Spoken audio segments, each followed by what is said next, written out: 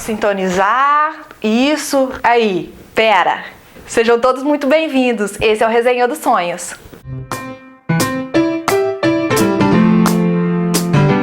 Olá, leitores! Eu sou a Laila Ribeiro, do site Sobre Livros, e vim aqui no Resenhando Sonhos para indicar 5 livros que a Tami não leu, mas deveria. Além do site, eu tenho o canal, que é o canal Laila Ribeiro, onde que eu falo sobre crítica e criação literária. Falar sobre literatura em geral, mas o foco maior é discutir sobre criação literária. Falar diretamente com os escritores e os futuros escritores. Então sejam todos muito bem-vindos, vai ser ótimo ter vocês lá também. O primeiro livro que eu quero indicar para vocês e para Tami é o livro Laranja Mecânica, do Anthony Burgess. Laranja Mecânica é uma distopia que o autor ele criou uma linguagem completamente nova para poder escrever esse livro.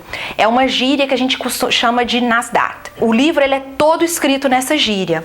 Então o tradutor do livro ele indicou pra gente assim, no início do livro: eu desafio você a ler o Laranja Mecânica sem consultar o glossário que tem no final do livro. E eu sou meio competitiva nesse ponto, e aí eu me desafiei a ler o livro sem consultar o glossário, e foi uma experiência maravilhosa, porque as primeiras páginas realmente é muito complicado a gente conseguir entender o que o autor está querendo dizer, porque como é muitas gírias e você não sabe o significado dessas gírias, dificulta um pouco a leitura. Mas depois que você pega o embalo, é delicioso descobrir toda essa palavra, toda essa linguagem nova proposta. O livro apresenta a história do Alex num momento do futuro, em que esse futuro é muito violento, e o Alex ele tem uma gangue e que realmente comete atrocidades na cidade. E a gente acompanha essa evolução desse personagem, de como que vai ser, se ele vai continuar toda a adolescência, a vida adulta cometendo esses atos, ou se ele vai conseguir se redimir de alguma maneira. Então assim, eu indico muito,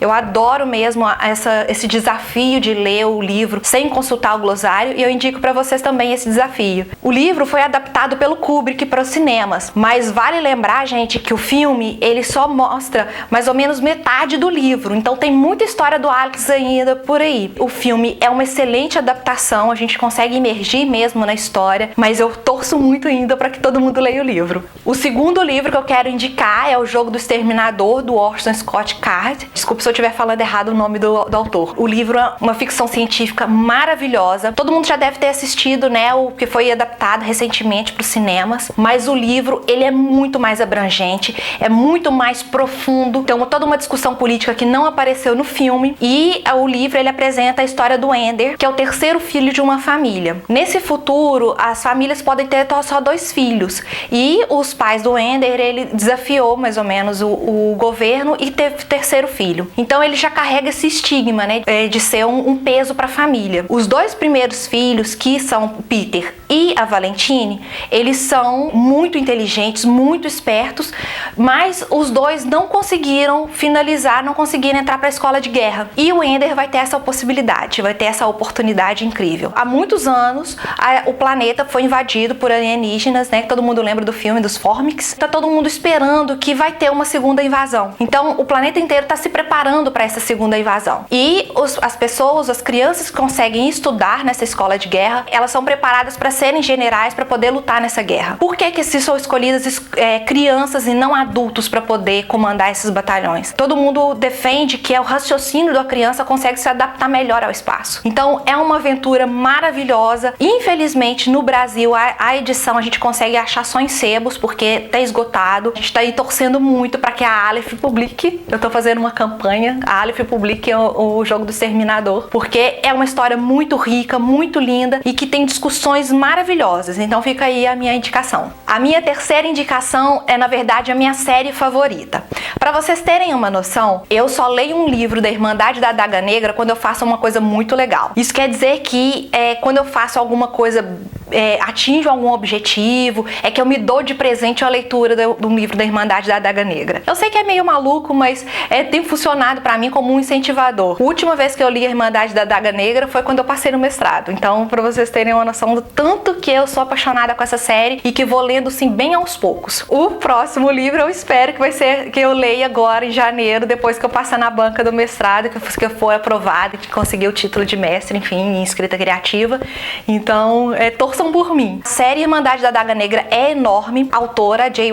Ward, falou que vai continuar escrevendo enquanto tiver leitores querendo ler sobre a Irmandade. Então eu torço para que a série chegue lá para os 50 livros, no mínimo, assim. O primeiro livro, que é O Amante Sombrio, que ele traz a história da Beth. Ela é uma humana, vive num mundo como o nosso, né? Porque essa é uma fantasia urbana, e ela começa a ter algumas reações corporais, assim, diferentes. Então ela começa a ter sensibilidade à luz, começa a ter muita fome, enfim. E aí ela vai descobrir que ela, na verdade, é uma vampira. Eu sei que os vampiros estão meio batidos, mas essa história ela é tão incrível. A Irmandade da Adaga Negra é tão bem construída que vale a pena conhecer. Os vampiros, no caso, eles vivem entre nós, só que os humanos não sabem da sua existência. É uma sociedade muito bem definida que vive entre nós e em segredo. Um ponto fraco que eu não vou deixar de falar porque eu gosto da série, eu não vou omitir isso, é que os vilões dessa série são bem fracos, porque os irmãos, né, os vampiros machos que fazem parte da Irmandade da Adaga Negra são muito poderosos, e em contrapartida os vilões são bem fraquinhos, então ficam meio desequilibrada essa guerra. No último livro que eu li apareceu um novo vilão que eu tô torcendo muito para que ele se revele bem de acordo, assim, que ele realmente faça peso nessa história para poder dar um equilíbrio maior para a história. Vale lembrar que a Irmandade da Adaga Negra é uma série erótica, então é uma fantasia erótica, enfim, se existe esse gênero. Eu indico muito, é uma história de aventura, muito romance, e não é só focado em romance, tá, gente? Tem muita história além disso, ultrapassa o casal apresentado em um determinado livro, porque a série, ela é assim, cada livro ela é enfocado em um dos casais, só que você acompanha durante a série todos os outros personagens, a gente nunca perde de vista um personagem. A minha quarta indicação é a série Gone, do Michel Grant. É uma história infanto-juvenil, é uma fantasia que realmente eu li há pouco tempo e tô adorando. Tô torcendo muito para Record de publicar o 6º e último livro, porque ela parou no 5º e não parece que vai lançar o 6º, enfim. Mas eu continuo indicando muito essa série, porque ela acompanha o Sam. Um certo dia, todos os adultos da cidade simplesmente desaparecem. O Sam estava dentro da sala de aula, com a sala cheia de alunos,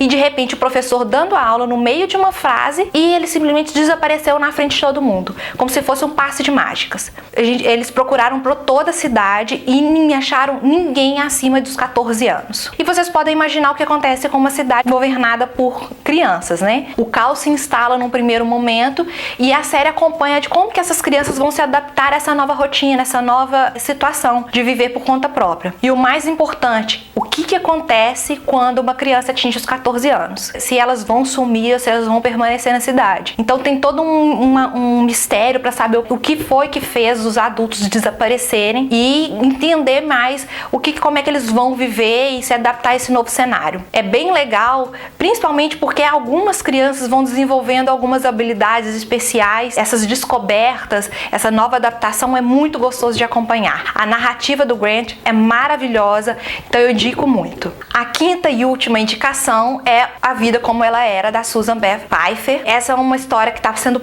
ainda eu vejo poucas pessoas falando dessa história, mas eu gosto muito. A história acompanha Miranda. Chegou um certo momento que os astrônomos descobriram que um meteoro ia bater na Lua, ia ter uma colisão com a Lua. Todo mundo esperando que esse evento astronômico vai ser um momento divertido de assistir, enfim. Mas o que acontece é que o impacto vai ser mais forte do que o esperado. No momento que esse meteoro colide com a Lua, ela faz a Lua movimentar, ele se aproximar um pouco mais da Terra.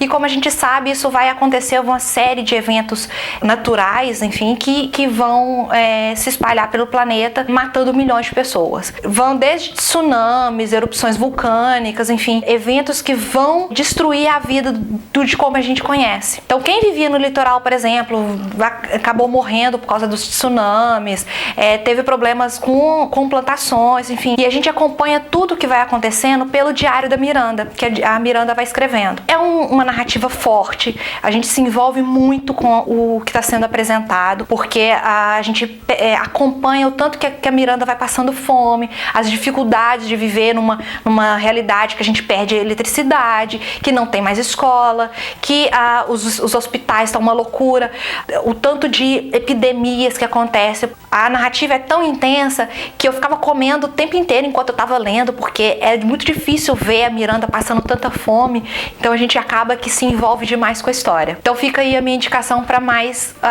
essa aventura. Eu espero que vocês tenham gostado das minhas 5 indicações. Eu gostaria muito de receber o feedback de vocês, então se puderem deixar um comentário aí pra gente poder continuar conversando. Queria agradecer a Tami pelo convite de participar desse quadro. Eu adorei, foi realmente desafiador achar 5 livros que você não tivesse lido.